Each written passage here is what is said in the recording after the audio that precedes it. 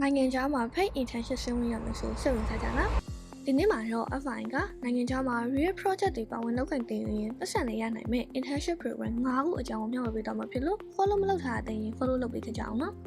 နံပါတ်1 UNICEF internship program Children Rights Education Youth Development စရိုင်းနဲ့ဆိုင်တဲ့ project တွေကိုလက်တွေ့လုပ်ကိုင်ပြီး experience ယူရင် social impact ကိုလက်တွေ့ခံစားနိုင်တဲ့ internship ဖြစ်ပါတယ်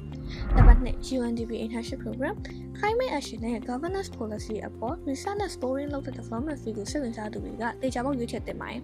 နံပါတ်3 WFP internship program Food Assistant နဲ့ Emergency Response လို့ crisis field မှာအတွေ့အကြုံယူရင် networking တိစောက်လို့တွေရွေးချယ်တဲ့ practical internship မျိုးပါနံပါတ်4 FAO internship program ဒီမှာဆိုရင် agriculture ရဲ့ food system တွေနဲ့ဆိုင်တဲ့ technical project တွေကို support လုပ်ရမှာဖြစ်ပြီး environment နဲ့ agri field ကိုခြေဆက်ဝင်ရင်သူတွေလက်လွတ်မခံတဲ့ program ဖြစ်ပါတယ်နံပါတ်5 OECD internship program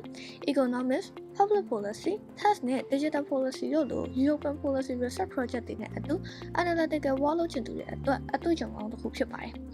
ကိုဒါ English language ကိုတခြားတက်ကြွရင်အခုလိုမျိုးလက်လွတ်မခံတဲ့ opportunities တွေအများကြီးရှိရမို့ FI ရဲ့ TOEFL နဲ့ IELTS အတန်းတွေ join ရင် level အကျဆုံးနော်